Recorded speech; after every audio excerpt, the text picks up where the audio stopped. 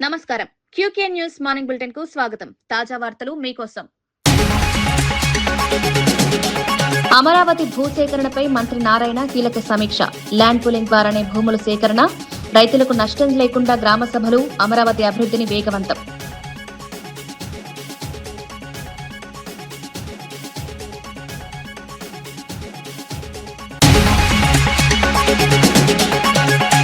తెలంగాణలో వెల్నెస్ సెంటర్ల సంఖ్యను 36కు పెంచనున్న ప్రభుత్వం. మరో 24 కొత్త వెల్నెస్ సెంటర్ల ఏర్పాటు, ఉచిత ఓపీ వైద్య సేవలు ప్రజలకు అందిస్తామన్న ఆరోగ్య మంత్రి. గ్రామీణ ప్రాంతాలకు నాణ్యమైన వైద్యం.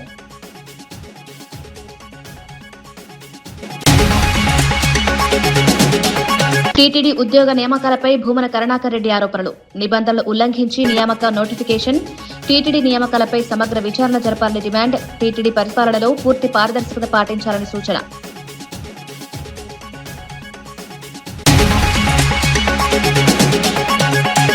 హైదరాబాద్ లో డ్రగ్స్ ముఠా గుట్టురట్టు. 7 అరెస్ట్. డ్రగ్స్ సరఫరా చేస్తున్న సబ్ పెడ్లర్లను పట్టుకున్న పోలీసులు. ప్రధాన డ్రగ్స్ పెడ్లర్ కోసం ముమ్మర గాలింపు. డ్రగ్స్ విక్రయించినా వినియోగించినా కఠిన చర్యలు.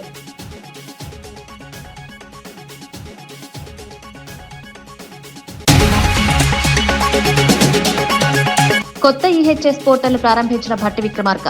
ఉద్యోగులు, పెన్షనర్లకు నగదు రహిత వైద్య సేవలు. 86 ఆసుపత్రుల్లో క్యాష్లెస్ వైద్యం. ఈహెచ్ఎస్ సేవలను పూర్తిగా డిజిటల్ విధానంలో అమలు చేస్తున్న ప్రభుత్వం. రాష్ట్రంలో ప్రజలకు మెరుగైన వైద్య సేవలు అందించేందుకు వెల్నెస్ సెంటర్ల సంఖ్యను 12 నుంచి 36కు పెంచనున్నట్లు ఆరోగ్య మంత్రి దామోదర రాజనరసింహ ప్రకటించారు.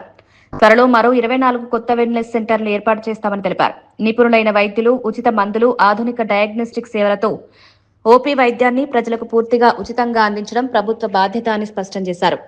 గ్రామీణ ప్రాంతాల ప్రజలకు నాణ్యమైన వైద్యం అందుబాటులోకి తీసుకురావడమే ప్రభుత్వ లక్ష్యమని పేర్కొన్నారు. ఆరోగ్య సేవలను మరింత విస్తరించి ప్రజలకు మెరుగైన వైద్య సదుపాయాలు కల్పించేందుకు ప్రభుత్వం కట్టుబడి ఉందన్నారు. Total is going to be 36 wellness centers throughout the state. స్పెషలిస్టులు,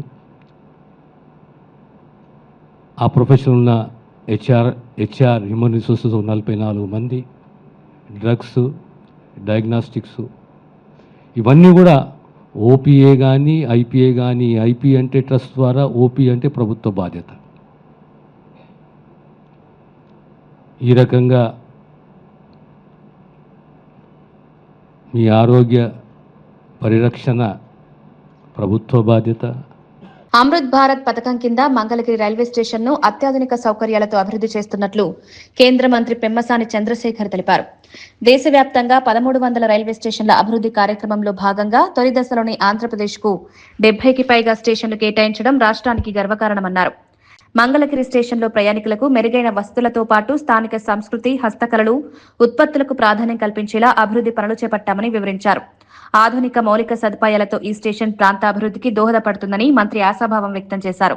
station ఎప్పుడో చిన్నప్పటి నుంచి రైల్వే స్టేషన్లు ఉన్నాయి, కానీ ఆ రైల్వే స్టేషన్ని కేవలం ప్రయాణానికి మాత్రమే కాకుండా ఈ ప్రాంతంలో పండించేటువంటి పంటలు కానీ, ఉత్పత్తులు కానీ దేశంలోని నలుమూలలకు, అదేవిధంగా ప్రపంచ నలుమూలలకు సరఫరా చేసే విధంగా అత్యాధునికమైనటువంటి సౌకర్యాలతో తీర్చిదిద్దేటువంటి ఒక ఉద్దేశంతో గౌరవ ప్రధాని గారు ఒక విజన్తో ఈరోజు దేశవ్యాప్తంగా 1300 రైల్వే స్టేషన్లని అమృత్ భారత్ స్టేషన్ల కింద ముందుకు తీసుకువెళ్తా ఉన్నారు.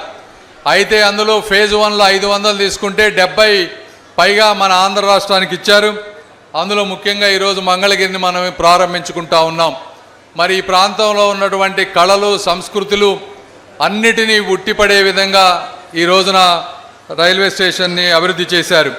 అదేవిధంగా క్లీన్గా ఉండే విధంగా, దివ్యాంగులకి వసతులు ఉండే విధంగా అత్యాధునికమైనటువంటి టాయిలెట్స్, బుకింగ్ కౌంటర్స్, ఇలా అనేక రకాలుగా ఈ స్టేషన్ దాదాపు 12 కోట్ల రూపాయలతో తీర్చిదిద్దారు.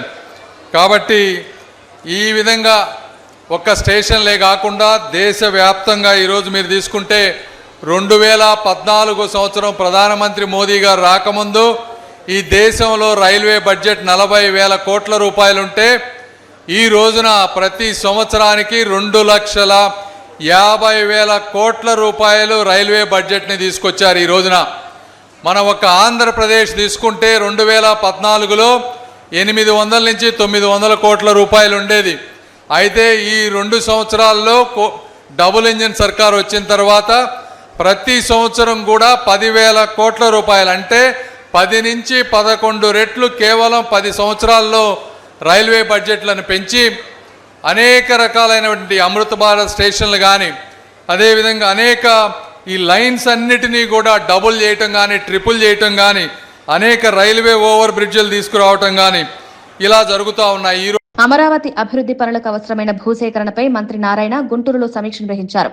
రైల్వే లైన్, ఇన్నర్ రింగ్ రోడ్తో పాటు అమరావతి మాస్టర్ ప్లాన్లో ప్రతిపాదించిన ఎయిర్పోర్ట్, స్పోర్ట్స్ సిటీ నిర్మాణాలకు భూసేకరణ తప్పనిసరి అని తెలిపారు. రైతులకు ఎలాంటి నష్టం కలగకుండా త్వరలో గ్రామ సభలు నిర్వహించి ల్యాండ్ పూలింగ్ విధానంలోనే భూములు సేకరిస్తామని స్పష్టం చేశారు. రైతుల అభిప్రాయాలకు ప్రాధాన్యమిస్తూ పారదర్శకంగా ప్రక్రియను పూర్తి చేస్తామని, రాజధాని అభివృద్ధిని వేగవంతం చేయడమే ప్రభుత్వ లక్ష్యమని మంత్రి నారాయణ వెల్లడించారు. రేడియల్ రోడ్స్ కూడా రాజధాని నుంచి వచ్చే రోడ్స్ మంత్రి గారిని కూలింగ్లో తీసుకుంటే బాగుంటుంది అనేది నా సలహా. ఇచ్చాను. ఇచ్చిన మేరకు మీరు కూడా కొంత మాట్లాడుకున్నారు. ల్యాండ్ పూలింగ్ మీద కొద్దిగా అధికారులు రిలీజ్ చేస్తారు. ల్యాండ్ పూలింగ్లో మినిస్టర్ గారు, నారాయణ మినిస్టర్ గారు ఏర్పాటు చేస్తామనే ఆలోచన పెట్టాము. ఎందుకంటే దేశంతో చెప్పడం జరిగింది. అందుకనే మిత్రులందరికీ నేను చెప్పాను. డీటెయిల్స్ అన్ని కూడా మన ఆర్డోకేజ్ గారు, కమిషనర్ గారు ఒకసారి మళ్ళా వచ్చిన వారు దాని మధ్యలో వచ్చి పోతుంది కరెక్ట్ గా. నేను కనుక్కుని ఇచ్చాను. మన ఈ కన్స్ట్రక్షన్ ఆఫీసులో ఇస్తే వాళ్ళకి వచ్చింది ఇచ్చారు. లేదు, ఈ ప్లాట్ గజాల్లోనే 1980-85 తీసుకుంటే, అంటే అక్కడ తీసుకుంటే మొత్తం తీసుకుని మధ్యలో పోతే మాకు మిగతా ప్లాట్ వేస్ట్ అయిపోతాయి. కరెక్ట్ గా మధ్యలో పోతుంది, కొంచెం మిగులుతుంది. దానికి సంబంధించి ల్యాండ్ అక్విజిషన్, ల్యాండ్ పూలింగ్ అనే దాంట్లో ముందుగా అయితే రైల్వే వాళ్ళు అయితే ల్యాండ్ అక్విజిషన్ యాక్చువల్గా డిసైడ్ చేసి దాన్ని లాక్ చేయడం జరిగింది. అయితే శాసనసభ్యులు శ్రావణ్ గారు వారిని రైతులు అనేక మంది కోరటం, సార్ ల్యాండ్ అక్విజిషన్ అయితే మేము నష్టపోతాము, ల్యాండ్ పూలింగ్కి ఇస్తామని చెప్పడం, దాని మీద ముఖ్యమంత్రి గారితో మాట్లాడటం, ముఖ్యమంత్రి గారు కూడా రైతులతో చర్చించి నిర్ణయించడం. ఆ ఉద్దేశంతో ఈరోజు కలెక్టరేట్లో అటు శ్రావణ్ గారు, కలెక్టరు, జేసీలు, అదేవిధంగా అడిషనల్ కమిషనర్, రైతు సోదరులు అందరితో డిస్కస్ చేసాం. వారికి ఉన్న డౌట్స్ అన్నింటినీ అడగటం జరిగింది. దాని మీద ఆ డౌట్స్ అన్నింటినీ నివృత్తి చేసాం. మరొకసారి గ్రామ సభ కూడా పెట్టి బహుశా బుధవారం కానీ సోమవారం కానీ, బుధవారం 90% పెట్టి మళ్ళీ వాళ్ళందరితో కూడా మాట్లాడి ఇంకా ఏమన్నా వాళ్ళకి డౌట్స్ ఉంటే ఆ డౌట్స్ అన్ని క్లియర్ చేసేసి దీని మీద ముందుకు పోవడం జరుగుతుంది. గౌరవ మంత్రివర్యులు నారాయణ గారితోనూ మరియు అధికారులు, సిఆర్డీ అధికారులు, కలెక్టర్ ఆఫీస్ అధికారులు, కలెక్టర్ గారు అందరూ కలిసి ఈరోజు తిరుబాలెం నుంచి కాకాని వరకు, నంబూరు వరకు ఉన్న రోడ్డుకు సంబంధించి, రైల్వే ట్రాక్కి సంబంధించిన రైతులకు సంబంధించి మీటింగ్ ఏర్పాటు చేయడం జరిగింది. దాంతోపాటుగా ఇన్నర్ రింగ్ రోడ్డు సంబంధించి మరియు గ్రిడ్ రోడ్స్ వీటన్నిటికీ సంబంధించిన ఏ రైతులు పొలాలు గుండా ఇవన్నీ వెళ్తున్నాయో వాళ్ళందరినీ అవగాహన కల్పించే కార్యక్రమం ఏర్పాటు చేయడం జరిగింది. యాక్చువల్గా రైల్వే వాళ్ళు ల్యాండ్ ఎక్విజిషన్ కోసం ముందుకు వచ్చేసారు. అయితే ఇన్నర్ రింగ్ రోడ్డు, ఉండవీటి వాగు, గ్రిడ్ రోడ్స్, రైల్వే ల్యాక్ ఇదంతా కూడా తాడికొండ నియోజకవర్గంలో చాలా పెద్ద ఎత్తున భూములు రైతులు కోల్పోతున్నారు. ల్యాండ్ ఎక్విజిషన్ అయితే రైతులకు నష్టం జరుగుతుంది కాబట్టి ల్యాండ్ పూలింగ్ ద్వారా వాళ్ళందరికీ కూడా న్యాయం చేయాలని మంత్రివర్యుల ద్వారా, నారాయణ గారి ద్వారా గౌరవ ముఖ్యమంత్రి గారిని కోరటం జరిగింది. గౌరవ ముఖ్యమంత్రి గారు సానుకూలంగా స్పందించి ల్యాండ్ పూలింగ్ అయితే వాళ్ళని కూడా ఒప్పించాల్సిన బాధ్యత ఉంది కాబట్టి వారితో కూడా సమావేశాలు పెట్టి నిర్ణయం తీసుకోమని చెప్పారు. దానికోసం ఈరోజు ఈ సమావేశం ఏర్పాటు చేయడం జరిగింది. ఎక్కడెక్కడ ఏ భూములు, ఏ సర్వే నెంబర్లో ఏ రైతులకు పోతున్నాయి, దానికి ఆల్టర్నేటివ్గా ఎక్కడ ప్లాట్లు కేటాయిస్తారు, ఇటువంటి అంశాలన్నీ కూడా చర్చించడం జరిగింది. త్వరలోనే మళ్ళా తాడికొండలో రైతులతో సమావేశం ఏర్పాటు చేయడం జరుగుతుంది. అప్పుడు వారి యొక్క అభిప్రాయాలు నేరుగా తెలుసుకొని ల్యాండ్ పూలింగ్ వైపు ముందుకెళ్ళడానికి నిర్ణయం తీసుకోవడం జరిగిందని తెలియజేస్తుంది. రాష్ట్రంలో ఎల్నినో ప్రభావంతో రైతులు తీవ్ర ఇబ్బందులు ఎదుర్కొంటున్నారని మాజీ మంత్రి వి శ్రీనివాస్ గౌడ్ ఆరోపించారు. పత్తి పంటలు ఎండిపోతుండగా వరి నార్లకు ట్యాంకర్ల ద్వారా నీరందించాల్సిన పరిస్థితి నెలకొందన్నారు. పొరుగు రాష్ట్రాలైన ఆంధ్రప్రదేశ్, కర్ణాటక, మహారాష్ట్రలు నదీ జలాలను వినియోగించుకుంటుంటే తెలంగాణ రైతులకు మాత్రం నీళ్లందించడం లేదని కాంగ్రెస్ ప్రభుత్వంపై విమర్శలు గుప్పించారు. రైతులపై కక్షతో వ్యవహరిస్తున్నారా లేక బీఆర్ఎస్పై రాజకీయ కక్షతో ఇలా చేస్తున్నారా అని ప్రశ్నించారు. సాగునీటి సమస్యను వెంటనే పరిష్కరించి రైతులను ఆదుకోవాలని ప్రభుత్వం ప్రతి పేపర్లో ఒక నమస్తే తెలంగాణ అంటే ఏదైనా అపవాదిస్తారు. ఏ పేపర్లో చూసినా, ఏ టీవీలో చూసినా, ఎవరి నోట చూసినా, ఏ రైతు చూసినా కూడా ఆకాశం వైపు చూస్తున్నాడు. ఇట్లా చూస్తున్నారు, వర్షం వస్తుందా, ఏంది, ఎప్పుడు వస్తున్నారు, మబ్బులు వస్తున్నాయి. పత్తి విత్తనాలు భూమిలోనే ఎండిపోయినాయి, వేసిన విత్తనాల లోపల. కనీసం వరి నారు కూడా నీళ్ళు వేసే పరిస్థితి లేదు. ఎంత సిగ్గుచేటంటే ఇలా ప్రభుత్వం ఏం చెప్తుంది, మాదిగా తప్పు, వరుణ్ణి తప్పు, దేవుని తప్పు అనేటట్టు మాట్లాడుతా ఉన్నారు. గోదావరిలో 1,00,000 క్యూసెక్ల నీళ్లు గోదావరిలో పోతున్నాయి. పైన మహారాష్ట్ర వాళ్ళు వాడుకుంటున్నారు బ్రహ్మాండంగా. మీరు వదిలిపెడితే కింద ఆంధ్రప్రదేశ్ వాళ్ళు బ్రహ్మాండంగా పట్టిసీమ నింపుకుంటున్నారు, నీళ్లు వాడుతున్నారు. కనీసం ఆంధ్ర ప్రభుత్వం చేస్తున్నటువంటిది, పైన కర్ణాటక, మహారాష్ట్ర ప్రభుత్వాలు చేస్తున్నటువంటి పద్ధతులను చూసి నేర్చుకోరా. ఎందుకు ఇంత కక్ష? ప్రభుత్వం ప్రజల మీద కక్షనా, పార్టీ మీద కక్షనా? ఇంత శాడిజం ఎందుకు ఈ ప్రభుత్వానికి? రైతులు బాగుపడద్దా? మాకు అనిపిస్తుంది ఒకటే, ఒక 2 పిల్లలు కుంగిపోతే 2 నెలల్లో కంప్లీట్ చేయొచ్చు. ₹1 ఇవ్వాల్సిన అవసరం లేదు, మేమే రిపేర్ చేస్తామని ఎల్ఎన్టీ కంపెనీ వచ్చినా కూడా వాళ్ళని చేయనీయలేదు, కాంట్రాక్టర్ని చేయనీయలేదు, వీలు చేయలేదు. కేవలం బదనాం చేస్తూ గడుపుతూ వచ్చిండ్రు. ఇలా ఎంతవరకు వచ్చిందంటే వాళ్ళకు ఉరితాడయింది. ప్రజలు ఎవరు నమ్మడు. పంపు హౌస్ల దగ్గర రెడీగా నీళ్లు ఉన్నాయి, ఆన్ చేస్తే పంపు నీళ్ళు ఒత్తిపోసుకోవచ్చు అంతే. కేసీఆర్ను బల్లాన్ చేసి కాలం గడపాలని చూస్తే మీకు కాలం చెల్లదు, గుర్తుపెట్టుకోండి. ఇలా ఈ రాష్ట్రంలో రేపు రాబోయే రోజుల్లో హైదరాబాద్ లో కానీ, గ్రామాల్లో కానీ ప్రజలారా, తాగునీరుకు కష్టం వచ్చిందంటే మీరు ఓట్లేసి గెలిపించినందుకు మీ పైన కచ్చగట్టి ఇలా మిమ్మల్ని గొంతుకొచ్చే కార్యక్రమం చేస్తున్న సంగతి మర్చిపోవద్దని చెప్పి నేను చెప్తున్నా.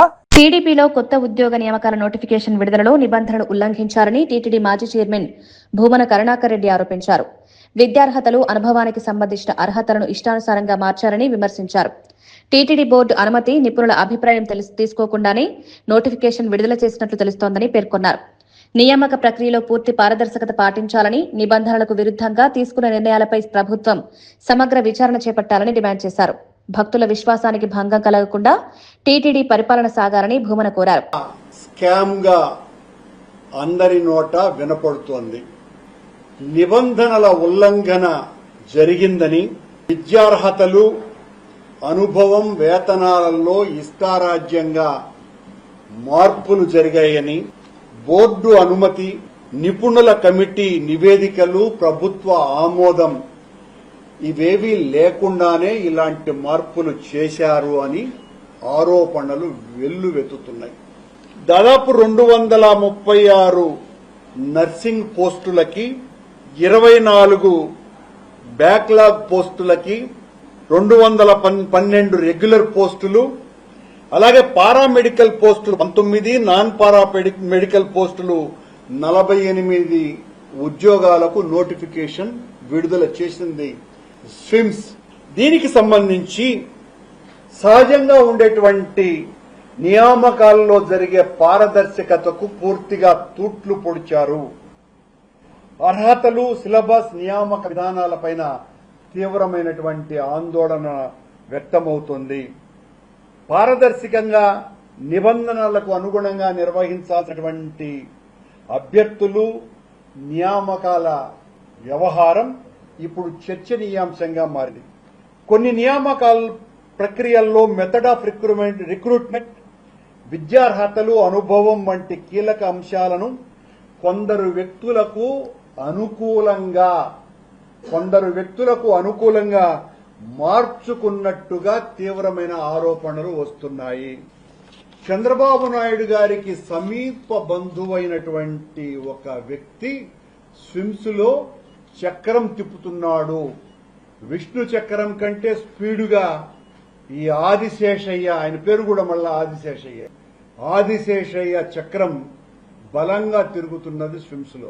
అమ్మఒడి పథకానికి పేరు మార్చి ప్రజలను మభ్యపెడుతున్నారని వైఎస్ఆర్సీపీ బీసీసీఎల్ వర్కింగ్ ప్రెసిడెంట్ రమేష్ గౌడ్ ఆరోపించారు. మాజీ ముఖ్యమంత్రి వైఎస్ జగన్మోహన్ రెడ్డి ప్రవేశపెట్టిన ఈ పథకాన్ని ప్రస్తుత ప్రభుత్వం మొదటి ఏడాది అమలు చేయకుండా వాయిదా వేసిందని, రెండో ఏడాది అరకొరగా నిధులు విడుదల చేసిందని విమర్శించారు. ఇప్పుడు కొత్త నిబంధనలు తీసుకొచ్చి పథకం అసలు లక్ష్యాన్ని దెబ్బతీస్తోందన్నారు. పేద విద్యార్థుల కుటుంబాలకు ఉపయోగపడే సంక్షేమ పథకాలను బలహీనపరచకుండా పూర్తి స్థాయిలో అమలు చేయాలని ప్రభుత్వాన్ని డిమాండ్ చేశారు. ప్రభుత్వ పాఠశాలకు సంబంధించినటువంటిది ఈ రాష్ట్రంలో దాదాపు 15,000కు పైగా పాఠశాలలు ఉంటే ఈ 15,000 పాఠశాలలు కాను నాడు నేడు ద్వారా సంపూర్ణమైనటువంటి మౌలిక సదుపాయాలు కల్పించడంతో పాటు ప్రభుత్వ బడులలో ఇంగ్లీష్ మీడియాన్ని ప్రవేశపెట్టడంతో పాటు ఐబీ సిలబస్ కావచ్చు, డిజిటల్ లైబ్రరీ ద్వారా కావచ్చు, అంటే ప్రభుత్వ విద్యా వ్యవస్థ అనేటటువంటిది కార్పొరేట్ విద్యా వ్యవస్థకు ధీటుగా ఈ రాష్ట్రంలో అమలు చేసినటువంటి ఏకైక ముఖ్యమంత్రిగా జగన్మోహన్ రెడ్డి గారిని మనం గతంలో చూశాం. మరి అదే సందర్భంలో ఈ పెద్ద మనిషి చంద్రబాబు నాయుడు గారు కావచ్చు, ఆయన కుమారుడు red book star Nara Lokesh గారు కావచ్చు, వాళ్ళ పార్టీకి సంబంధించినటువంటి ముఖ్యమైనటువంటి నాయకులందరూ కావచ్చు, ఎన్నికలకు ముందర ఈ రాష్ట్రంలో ప్రతి ఇంటికి తిరిగి ఒకరేమో సైకిల్ ఎక్కి తిరిగారు, ఒకరేమో బస్సు ఎక్కి తిరిగినారు, ఇంకొకరేమో యువగలం పేరుతో తిరిగారు. రాష్ట్రం అంతా తిరిగి మీకు 15,000 ఇస్తాం, మీకు 15,000 ఇస్తాం, మీకు 15,000 ఇస్తామని చెప్పి మా నాయకుడి యొక్క మానసపుత్రిక అయినటువంటి అమ్మఒడి పథకానికి పేరు మార్చి మీరు విద్యార్థులను కావచ్చు, వారి తల్లులను కావచ్చు మభ్యపెట్టేటటువంటి విధంగా హామీ ఇచ్చి ఓట్లు దండుకొని అధికారంలోకి వచ్చి ఓట్లు అడిగేటప్పుడు మాత్రం ఈ పథకానికి సంబంధించినటువంటి షరతులు అంటూ ఏమి ఉండవు. రేషన్ కార్డు యొక్క పరిమితి ఉండదు. అదే విధంగా దీనికి సంబంధించినటువంటిది ఏదైతే ఆస్తుల విషయంలో కావచ్చు, లేకపోతే కరెంటు బిల్లుల విషయంలో కావచ్చు, పిల్లల సంఖ్యల విషయంలో కావచ్చు, పరిమితులు మాత్రం ఏది ఉండదు ఓట్లు అడిగేటప్పుడు మాత్రం. వచ్చిన తర్వాత మొదటి సంవత్సరం ఈ తల్లికి వందనానికి సంబంధించినటువంటి పథకానికి సంబంధించినటువంటి ఏ ఒక్క విద్యార్థికి కానీ, ఏ ఒక్క విద్యార్థిని తల్లికి కానీ ₹1 అంటే ₹1 కూడా ఈ పథకాన్ని అమలు చేసినటువంటి పాపాన పోలేదు చంద్రబాబు నాయుడు గారు. మరి రెండవ సంవత్సరం వచ్చేసరికి గ్రామాభివృద్ధి కోసం కేంద్రం విడుదల చేసిన 15వ ఫైనాన్స్ కమిషన్ నిధులను విద్యుత్ బిల్లులు, ఉద్యోగుల జీతాలకు మళ్లించడం నిబంధనలకు విరుద్దమని కేంద్ర హోంశాఖ సహాయ మంత్రి బండి సంజయ్ ఆరోపించారు. రాష్ట్ర ప్రభుత్వం వెంటనే తన వైఖరిని మార్చుకోవాలని, లేకపోతే ఈ అంశాన్ని కేంద్ర ప్రభుత్వం దృష్టికి తీసుకువెళ్తామని హెచ్చరించారు. అవసరమైతే గ్రామ పంచాయతీల ఖాతాల్లోకి నేరుగా నిధులు జమ చేసే అంశాన్ని పరిశీలిస్తామని తెలిపారు. గ్రామాల అభివృద్ధికి కేటాయించిన నిధులు అదే లక్ష్యానికి వినియోగించాలే తప్ప ఇతర అవసరాలకు మళ్లించడం సమంజసం కాదని స్పష్టం చేశారు. దానికి మాత్రమే వాడాల్సిన బాధ్యత రాష్ట్ర ప్రభుత్వం మీద ఉంది. పాత సర్పంచ్లు అప్లపాలయ్యారు.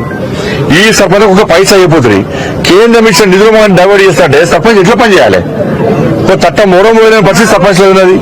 అది ఏ పార్టీ సర్పంచ్ కానీ. శానిటేషన్ సిబ్బంది జీతాలు లేని పరిస్థితి, కరెంటు బిల్లులు చెల్లి దాని ప్రత్యేకంగా నిధులు కేటాయించలేదు రాష్ట్ర ప్రభుత్వం. సర్పంచులు అయ్యో మూడో ముత్తుకుంటున్నారు ఇవాళ. కానీ కేంద్ర ప్రభుత్వం ఏ పథకానికి నిధులు దానికి మాత్రమే వాడాల్సిన బాధ్యత రాష్ట్ర ప్రభుత్వం ఉంది. లేకుంటే కేంద్రం నుంచి నిధులు ఆగే ప్రమాదం ఉంది. ఇవాళ తెలంగాణ రాష్ట్రానికి సంబంధించి అమృత్ 1 ద్వారా 1650 కోట్ల రూపాయలు వచ్చినాయి. అమృత్ 2కు సంబంధించి 3000 కోట్ల రూపాయలు వచ్చినాయి. మన కరీంనగర్ పార్లమెంట్ సంబంధించి 480 కోట్ల రూపాయలు ఇలా కరీంనగర్ పార్లమెంట్కి వచ్చినాయి.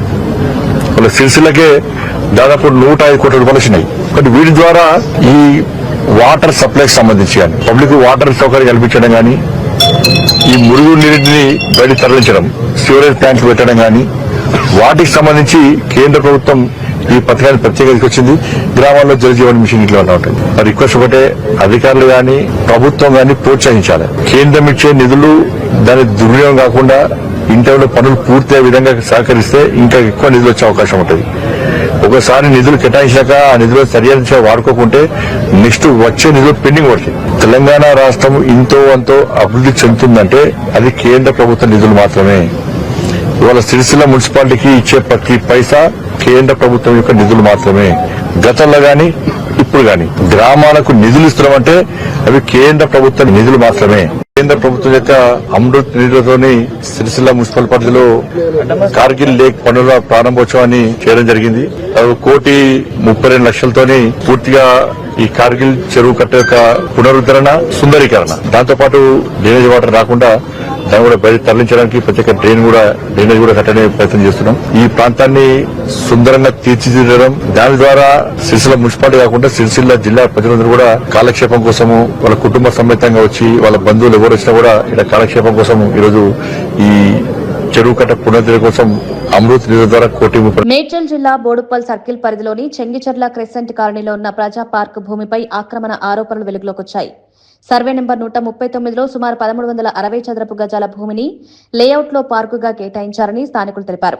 అయితే ఇటీవల కొందరు నకిలీ పత్రాలు సృష్టించి ఆ స్థలాన్ని ఆక్రమించేందుకు ప్రయత్నిస్తున్నారని ఆరోపించారు. వెంటనే అధికారులు జోక్యం చేసుకుని ఆక్రమణలను తొలగించాలని స్థానికులు డిమాండ్ చేశారు. ప్రజా ఆస్తులను రక్షించేలా తక్షణ చర్యలు తీసుకోవాలని కోరారు.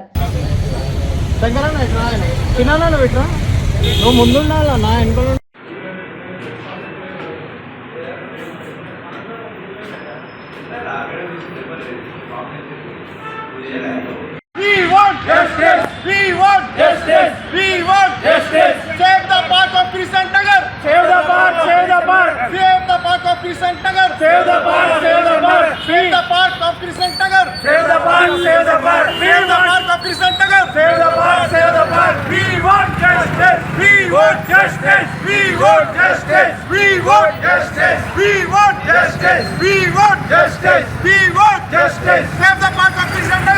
నేను Mohammed Yusuf, colony Crescent Nagar colony సెక్రటరీని. మేము ఈసీఐఎల్ ఎంప్లాయీస్గా 70-80 మంది దాకా ముస్లిం కలిసి దగ్గర ఉంటుంది ఈసీఐఎల్కి అని చెప్పి అక్కడ ప్లాటింగ్ అన్ని రూల్స్ ప్రకారం చేసి బ్యాంక్ లోన్ కూడా తీసుకొని మేము తీసుకోవడం జరిగింది. దాని తర్వాత మిగతా వాళ్ళు కూడా కొంతమంది దాన్ని కబ్జా చేయడానికి అవన్నీ చేయడానికి ఇచ్చిన మేము కూడా లేఅవుట్ ప్రకారం పార్కులు ఎంప్లాయీస్ కాబట్టి పార్క్ ఉండాలి, మాకు కొద్దిగా ప్లేస్ ఓపెన్ ప్లేస్ ఉండాలని చెప్తే మాకు దాని ప్రకారం లేఅవుట్ చేసి అందరు రిజిస్ట్రేషన్ కూడా చేశారు, అయిపోయింది. తర్వాత దాని మీద వేరే వాళ్ళకి కనుబడి అదే ఈ మధ్యన పార్కు గురించి ఒక ఆయన కబ్జా చేస్తే ఇంతకుముందు కూడా 5-6 సంవత్సరాల క్రితం కూడా మేము రిప్రజెంటేషన్ ఇచ్చాం. వాళ్ళు వచ్చి కూలగొట్టారు, దాన్ని ప్రీకాస్టింగ్ పెడితే కూలగొట్టారు. తర్వాత మళ్ళీ కొన్ని తర్వాత అది మేము కొన్నామని 5-6 మంది వచ్చి ఇప్పుడు దాన్ని కబ్జా చేద్దామని చూస్తారు.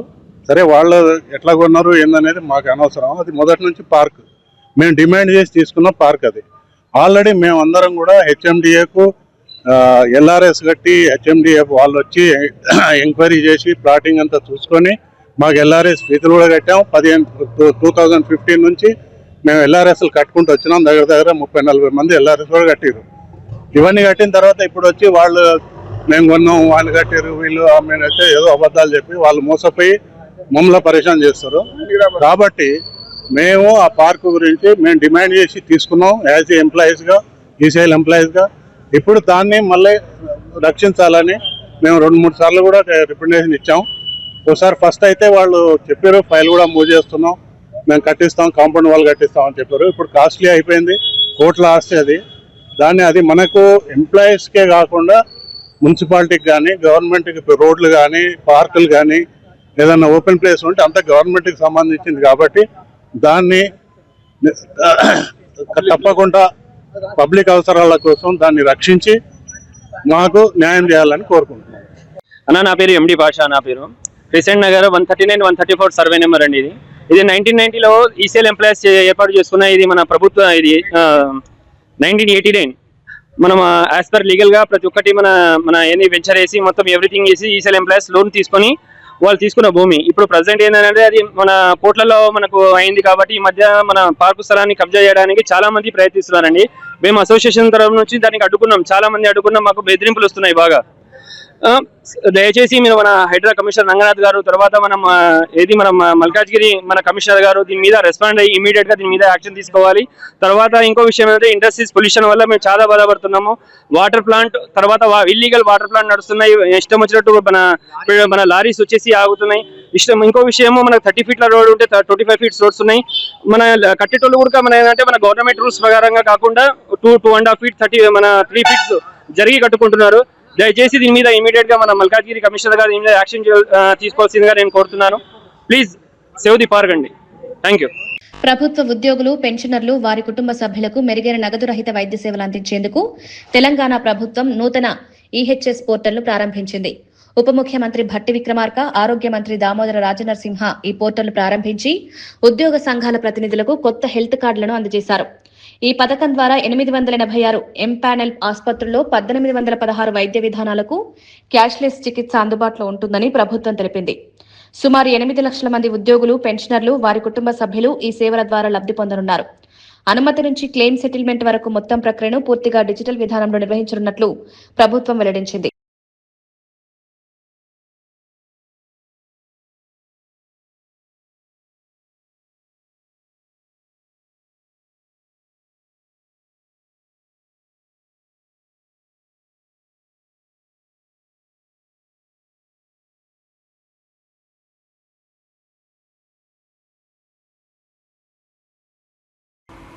గత టీఆర్ఎస్ ప్రభుత్వంలో ఈ హెల్త్ స్కీమ్ ఎప్పటి నుంచో కోరుతూనే ఉన్నారు. 10 సంవత్సరాలు ఈ స్కీమ్ ఇవ్వలేదు.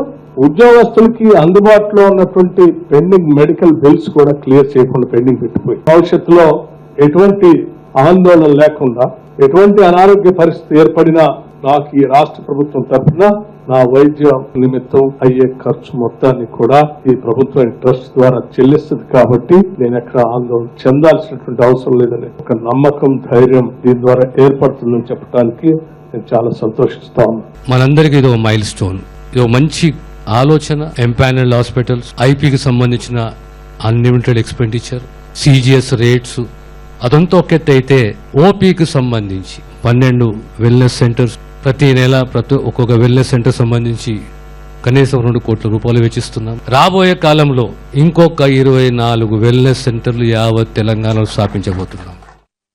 ఆదిలాబాద్ జిల్లా గంగారం అహిరిలోని cement corporation of India plant ను పునరుద్దరించాలని మాజీ మంత్రి జోగు రామన్న డిమాండ్ చేశారు.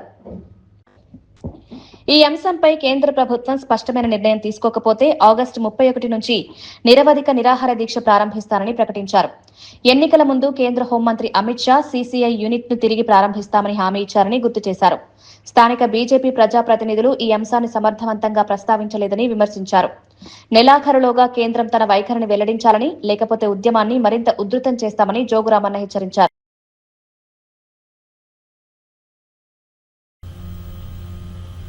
ఈ వేదిక ద్వారా పత్రికా మిత్రుల ద్వారా సవాల్ చేస్తున్నాం. ఒకవేళ ఆగస్టు నెల లోపల పూర్తి స్థాయిలో సిమెంట్ పరిశ్రమను మీరు పీపీపీ మోడ్లో చేస్తారా, మీరు ఎన్ఎండిసి మీరు కలిసి చేస్తారా, ఇంకెట్లా చేస్తారో ఒక స్పష్టమైనటువంటి వైఖరిని తెలియజేయకపోతే ఆగస్టు 31 లోపలనే ఆమరణ నిరాహార దీక్ష జోగు రామన్న చేస్తాడు.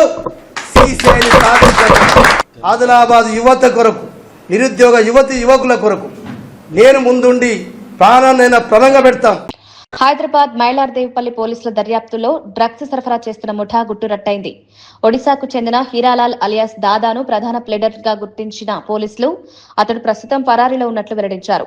ప్రధాన పెడ్లర్ నుంచి డ్రగ్స్ తీసుకుని నగరంలో విక్రయిస్తున్న రాజ్పూత్ ధన్జిత్ సింగ్ అలియాస్ చోటుతో పాటు మరో 6 సబ్ పెడ్లర్లను అరెస్ట్ చేశారు. డ్రగ్స్ వినియోగిస్తున్న మరో 6 కూడా అదుపులోకి తీసుకుని వారి వద్ద నుంచి మాదక ద్రవ్యాలను స్వాధీనం చేసుకున్నారు. పరారీలో ఉన్న ప్రధాన నిందితుడి కోసం గాలింపు కొనసాగుతోందని, డ్రగ్స్ విక్రయించినా వినియోగించినా కఠిన చట్టపరమైన చర్యలు తప్పవని పోలీసులు హెచ్చరించారు.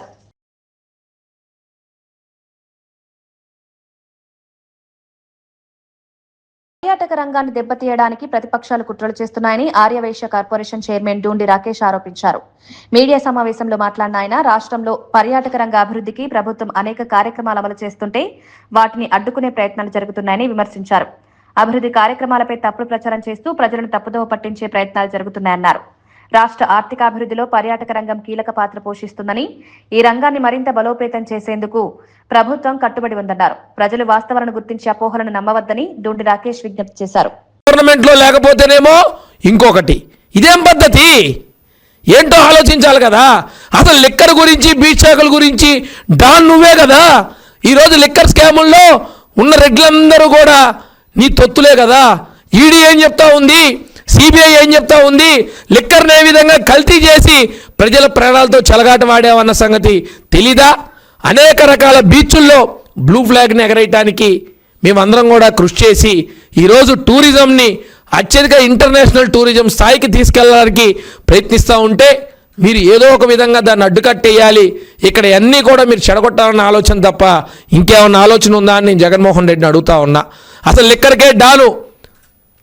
కల్తీ మద్యం అమ్మటానికి బెల్లం కావాల్సి వస్తే బెల్లం కొట్లలో దొరికితే బెల్లం అమ్మిన వ్యాపారస్తుడి మీద కూడా సెబీ కేసులు పెట్టి వేధించి వారు చనిపోయేలాగా చేసి బెల్లాన్ని కృత్రిమ కొరత తీసుకొచ్చి ఆ బెల్లాన్ని మొత్తం కూడా నువ్వు తీసుకొని వెళ్ళి నీకు కావాల్సిన మద్యంలో పెట్టుకొని అమ్మిన ఘనత నీది కాదా? కల్తీ మిక్కర్ ద్వారా కోట్ల రూపాయలు లంచాలు సేకరించి డబ్బులు మింగింది నువ్వు కాదా? అసలు కల్తీ మొత్తం మీరే కదా, నీ పక్కన ఉన్న రెడ్లంతా కల్తీయే కదా, నీతో సహా అందరూ కూడా కల్తీ మధ్యలో వాటాదారులే కదా. ఏం జరిగిందో ఈరోజు మేము చెప్పటం కాదు కదా. కోర్టులు, సిబిఐలు, సిట్టులు, ఈడీలు అన్ని కొండాలుగా కుప్పలుగా దొరుకుతున్న కాగితాలు, ఆధారాలు ఇవన్నీ మాట్లాడుతూ ఉన్నాయి కదా. ఈరోజు మళ్ళీ నువ్వేదో పెద్ద పత్తిత్తులాగా ఈరోజు వచ్చి ఈ బీట్ షాకుల గురించి మాట్లాడటం చాలా దారుణం. ఋషికొండకి రోజుకి 2 లక్షల రూపాయల ఆదాయం వచ్చేదాన్ని కూలగొట్టి ఈరోజు ఎటువంటి ఆదాయం లేకుండా నిరుపయోగంగా కట్టి ఆ డాబాను అక్కడ పెట్టావు. అన్ని ఉద్దేశం ఏంటో తెలీదు. అన్నిటినీ వద్దు అంటావు. అసలు ఏం కావాలో తెలీదు. నీకన్నా నిర్దిష్టమైన పాలసీ ఉంటే ఆ పాలసీ మీద నిలబడే సత్తా నీకుంటే ఖచ్చితంగా బాగుంటుంది. ముందు వైఎస్ఆర్సీపీని ఒకటే క్వశ్చన్ చేస్తా ఉన్నా, మీ పాలసీ ఏంటో ప్రకటించండి, మీ విధానం ఏంటో ప్రకటించండి. ఆ విధానం ఇప్పటికే, ఈ నెలకే, ఈ సంవత్సరానికే, లేదా రేపొద్దున ప్రభుత్వంలోకి మీరు ఎట్లాగూ రారు, వచ్చే అవకాశం కూడా లేదు. మీరు ఇచ్చే హామీలైనా సరే ఆ పాలసీ. అమరావతి భూసేకరణపై మంత్రి నారాయణ కీలక సమీక్ష. ల్యాండ్ పూలింగ్ ద్వారానే భూముల సేకరణ, రైతులకు నష్టం లేకుండా గ్రామ సభలు, అమరావతి అభివృద్ధిని వేగవంతం.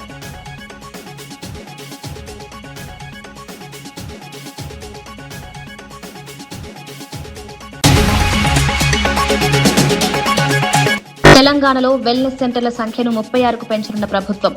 మరో 24 కొత్త వెల్నెస్ సెంటర్లు ఏర్పాటు. ఉచిత ఓపీ వైద్య సేవలు ప్రజలకు అందిస్తామన్న ఆరోగ్య మంత్రి. గ్రామీణ ప్రాంతాలకు నాణ్యమైన వైద్యం.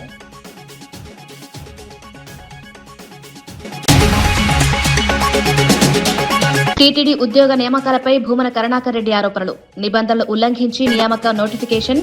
టీటీడీ నియామకాలపై సమగ్ర విచారణ జరపాలని డిమాండ్. టీటీడీ పరిపాలనలో పూర్తి పారదర్శకత పాటించాలని సూచన.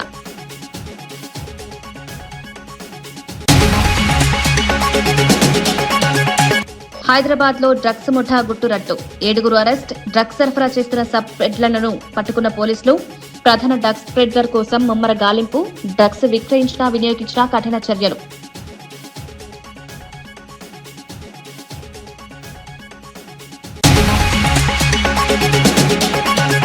కొత్త ఈహెచ్ఎస్ పోర్టల్ ప్రారంభించిన భట్టి విక్రమార్క. ఉద్యోగులు, పెన్షనర్లకు నగదు రహిత వైద్య సేవలు. 86 ఆసుపత్రుల్లో క్యాష్లెస్ వైద్యం. ఈహెచ్ఎస్ సేవలను పూర్తిగా డిజిటల్ విధానంలో అమలు చేస్తున్న ప్రభుత్వం.